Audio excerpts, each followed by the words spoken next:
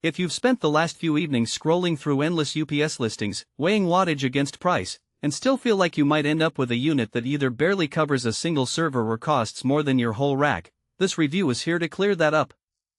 I've been in the exact spot you're in, trying to protect a handful of network switches, a small virtualization host, and an occasional NAS while staying within a modest budget. Link is in the description if you want to check the product details on Amazon. In the next few minutes I'll walk through why the Tripp Lite 5000va/4000w smart rack mount UPS might be the sweet spot for a lot of small to mid-size setups, and also point out the scenarios where you might be better off looking elsewhere. First, let's talk about the kind of environment where this UPS actually shines. Picture a dedicated server closet in a boutique marketing agency.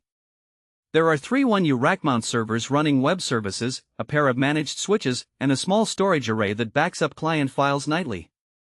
The power contract in the building is stable, but the agency has had a couple of outages during storms, and each interruption costs them at least an hour of lost productivity. What they need is a UPS that can keep everything alive long enough for a graceful shutdown, or at least hold the load while a generator kicks in. The 5 kVA rating of the Tripp Lite unit translates to about 4 kilowatts of real power, enough to cover roughly 45 typical 1U servers running at moderate load, plus the networking gear. That's why, in a real-world rack like this, the unit can sit in the middle of the rack and power everything without needing an external distribution panel. Now, the upside isn't just the raw capacity. One of the most common complaints about rack mount UPSs is the noise and heat they throw into a confined space. This Tripp Lite model uses an intelligent AVR, automatic voltage regulation, that smooths out the incoming line without having to spin up the battery as often. In practice, you'll hear the fan only when the battery is actively discharging, which typically means during an outage or a significant voltage sag. For a small office that runs 24/7, that translates to lower operating costs and a cooler rack environment, something that often gets overlooked when people focus solely on kVA numbers. Another practical strength is the network management interface.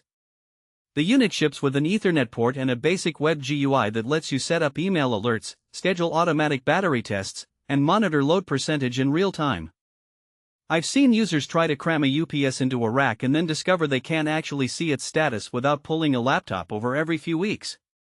With this Tripp Lite, you can pull up a quick dashboard from any workstation on the same subnet and see whether you're sitting at 30% load or pushing 80% of the capacity. That visibility is crucial for planning future expansions. If you're consistently hovering near the 80% mark, you know it's time to add another UPS or redistribute loads. Of course, no product is perfect, and this model has a few trade-offs that matter depending on your use case. The first is size and weight. At roughly 120 pounds and a height of 6U, it's a substantial piece of equipment. If you're trying to fit a UPS into a tight 2U space on the top of a compact rack, this unit simply won't work. You'll need a rack that can accommodate the extra height and the floor space for the battery compartment. For a home lab where the rack is already on a small desk, that could be a deal breaker. Second, the battery runtime at full load isn't as long as some high-end models that claim 10 minutes at 100% load. At a realistic 70% load, say you're powering 3 servers and a switch, the unit will give you around 810 minutes before the battery is depleted. That's plenty of time for most generators to start or for an IT admin to issue a graceful shutdown, but if you need 20+ minutes of backup for critical infrastructure, you'll need either external battery modules or a larger UPS. The good news is the unit is compatible with Tripp Lite's external battery packs, but that adds cost and complexity. Another nuance that tends to trip up first-time buyers is the input voltage range. The UPS is rated for 120V to 208V input, which matches standard US data center distribution, but if your building runs a 230V single-phase service, you'll need a step-down transformer or a different model. I've spoken with a few small businesses that assumed the 120208V label meant it could handle any voltage they threw at it, only to discover they couldn't plug it into their existing circuit without an additional piece of gear.